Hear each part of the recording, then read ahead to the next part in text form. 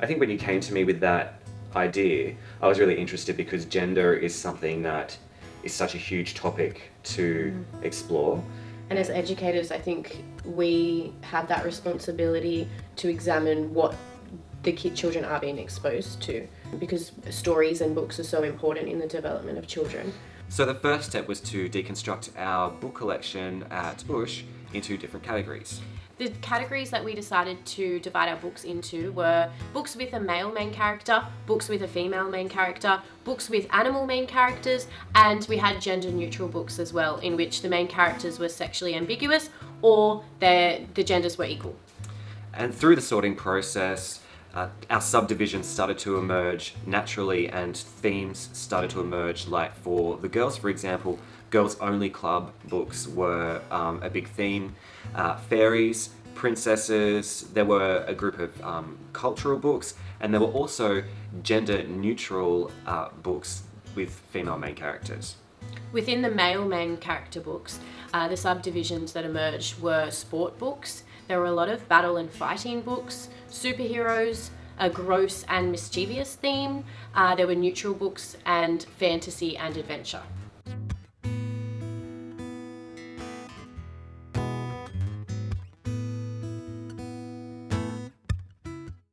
So I think it's a really interesting exercise to unpack the OSHC bookcase and look at, gender.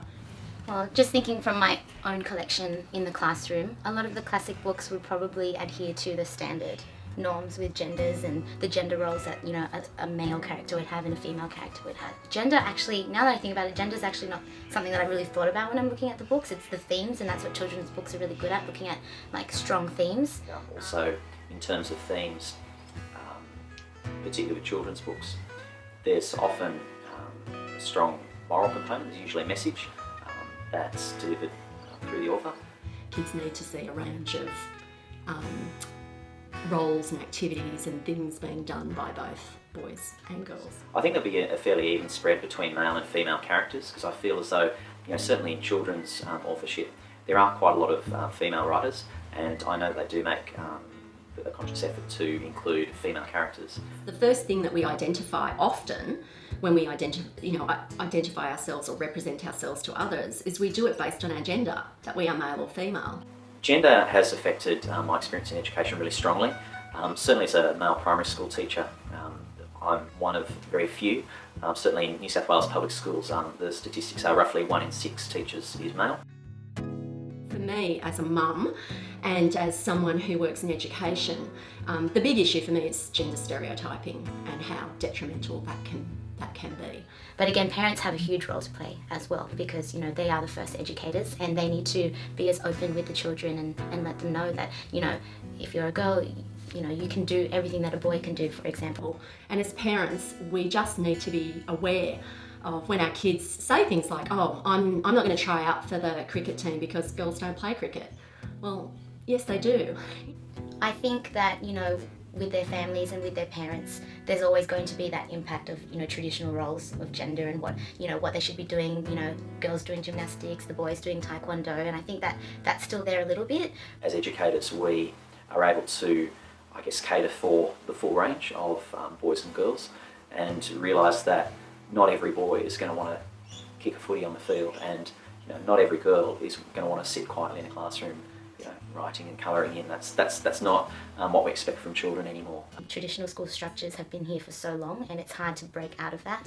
But yeah, gender and sexuality, all of these things, they need to be discussed, and it needs to be open so that the children don't grow up, with these preconceived ideas. And our communities dictate the conversation around what it means to be male or female, and it starts right from the very beginning. When we have babies, and boys wear blue and play with trucks, and girls do ballet and wear pink. But it flows through to the toys they play with and the books that we see on our bookshelves in OSHC. What's your favourite book? I don't know. They're just too much. Probably The Magician's Nephew, which is the prequel to The Lion, the Witch and the Wardrobe. When we pick a book that the class is going to read, looking at that book and going, what other messages are being reinforced here? Are these good messages and healthy messages for both boys and girls? I'm sure that authors are much more aware of the gender of their characters than they used to be in the past. Izzy, what's your favourite book? The Princess and the Frog. I like to read classic stories. Peter Pan. The Noisy Bear. Now that I'm thinking about this, actually, when we have book club, I can see very clearly the books that are male and the books that are geared at females, and I can see my kids walking towards them and gravitating towards those books about the girls with the fairies and things like that, and the boys with the Minecraft. And it's still quite prevalent, as much as I try to be positive about it. It's the very first book of the Tom Gates series. Darryl and Piquet. It's almost like a tribal thing. Boys need that sense of belonging to kind of be part of the gang of being male, and they can't be seen to be reading a book that's pink or it's got girls stuff in it, wouldn't be princesses or whatever. Yeah, that's really interesting. What's your favourite book? Harry Potter. Harry Potter. Harry Potter and the Chamber of Secrets. Probably the Harry Potter series. Harry Potter. Harry Potter. I don't think it's intentional. I think it's subconsciously. There's always that natural, that's girls do this, boys just do this. But it really helps it. Popular culture is starting to see gender as a more, not black and white, a more fluid and open thing, because it's impacting the kids in a big way. If you look at males in, I guess, non-traditional roles, I think there's still a fair amount of stigma there, particularly also, even in primary school teaching, for example. Certainly over recent times, primary school teaching has been seen as a little bit more of a female profession, obviously appealing to the nurturing and mothering natures of women, but men have had to battle against that, because there's certainly just as many men out there who are really good carers and nurturers, but I think society is still putting those pressures on men and women to gravitate towards sort of more appropriate male and female roles. That's awful to think that at that early age kids have these strong views about what it means to be a boy, what it means to be a girl. Boys certainly, and girls too, but especially boys, they need role modelling, because really when they're young, they're learning how to be boys. And it's really important for them to experience different versions of masculinity, whether it be males who are perhaps a little bit more bookish, they might be into the arts and music, or whether it might be a more traditional alpha male who's who's strong and into sports and loves that side of things. So in terms of boys' experiences at school, without those male role models, it can actually be quite skewed, and they're not necessarily getting to see different versions of masculinity, which just stunts their own growth as a male and their own socialisation into masculinity. I think we need training, actually. We get trained on how to teach in a certain way. We get trained on subjects and, cultural sensitivity and embedding Kathleen values. But yeah, we need to be taught about teaching gender. Oh, Dia, what do you want to be when you grow up? A doctor. A princess. Maybe alchemist. One of the dangerous things happens is that we tend to lump boys into a group and girls into a group. And we see people then not as individuals but as groups, and I think that's a really dangerous thing for not just the individuals, but it's a dangerous thing for us as a society when we lose sight of people as individuals and individuals having rights to be who they are. A soccer player. I would like to be a news reporter or a professional dancer. What does Mum want you to be when you grow up? She wants me to be a teacher, but I don't want to. And I think it's important coming into our climate now when, the outside world is starting to become more open about gender and gender fluidity and, not limiting ourselves because of our gender. It's happening in our world. School's a little bit of a more sheltered environment. And so if we start it there, and actually make more explicit, have more explicit discussions about it, then, it'll prepare them better for the future. Very important. I've been in single-sex education for 10 years, teaching exclusively boys.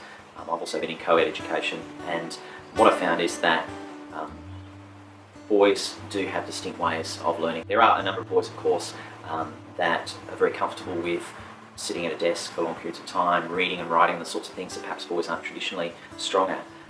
But there is a big group of boys that just doesn't suit at all. So that continuing conversation about gender in education is vital to make sure that we're hitting the the educational outcomes for boys as well as girls. And what that means is that our schools, particularly primary schools, are quite feminised institutions, and the way that they're run and set up actually suits girls quite well, but it doesn't always suit boys. And there's always been classes that I've taught where there's been the naughty boys of the class who don't conform, who don't like to sit at a desk, not because they can't, but it just doesn't suit them very well. But for me, stereotyping is a socially determined thing, and therefore that's why conversation becomes and discussion becomes critical, both formally and informally. It's the only way we change attitudes, behaviours, policies that reinforce, or practices that reinforce stereotyping. What obviously ties in with that, looking at gender roles and stereotypes, is sexuality as well. And all of these things are very, very important. And it can be touchy, for educators. How do I approach this? How do I go about it? But, for me, I think we just need to be more open. And I mean, it's not just the teachers, the parents, the school, the administration, everyone, the community needs to be more open about this and not make it seem like a taboo subject, or not make it seem like it's something we should be worried about. It should just be. Hey Una, what do you want to be when you grow up? A scientist. What do you want to be when you grow up? A planet looker. Either a news reporter or a vet. What would you like to be when you grow up? Astronaut. A nurse. I'd like to be an actress. I wish I was more optimistic.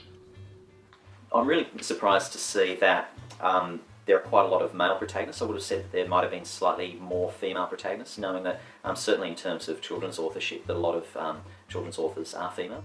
Oh, well, I'm not surprised that the bulk of the main characters are male. Yeah, I kind of expected that the male protagonist would be the majority. So the books that have a female protagonist or female lead characters are books that are geared towards girls. Yeah, clearly we're still very traditional with our gender roles. See, this stuff really makes me cross.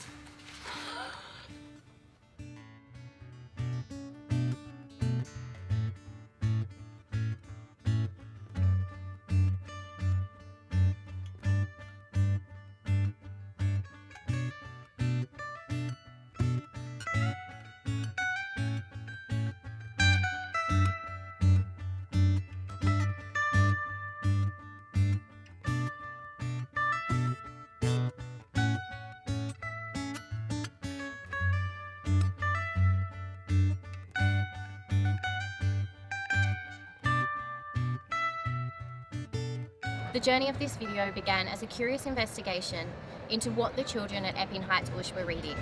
Admittedly, I was curious to see how gender was portrayed within these stories.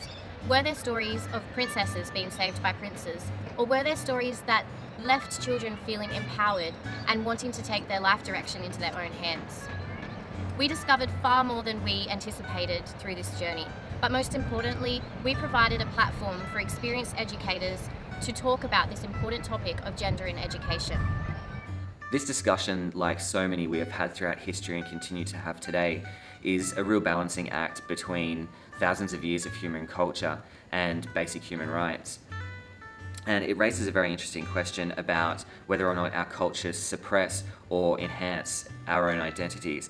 And what I would like to see for the future is a place where we can realise our potential as individuals without fear of judgment, and I think that that could potentially solve a lot of our problems. That's why you have to keep having discussions about gender and why gender matters, because it's everywhere. Thanks, guys. What an interesting exercise.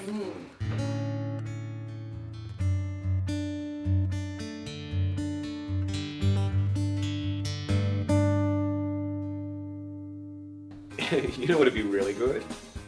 Is an outtakes bit at the end. Yeah, let's just run through and just see what happens. Yeah. Like, we can't do anything else. Yeah. Okay, have we started? Please.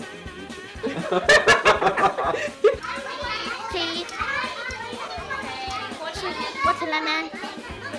God, why did we look at each other and laugh before? Now it's funny. She's got like this really like low top on it.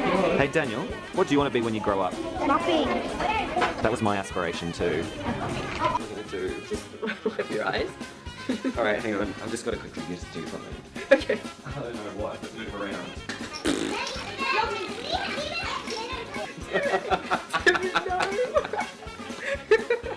This is gonna be bad because every time I look at you, it's gonna be funny.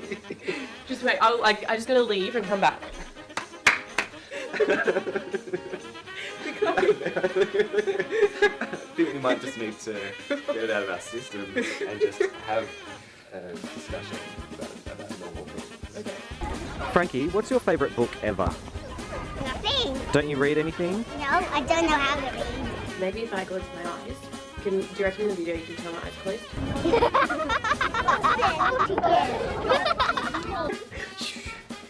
Oh, man. No. Yeah. Oh no. I'm really sorry. I'm really sorry. Oh no.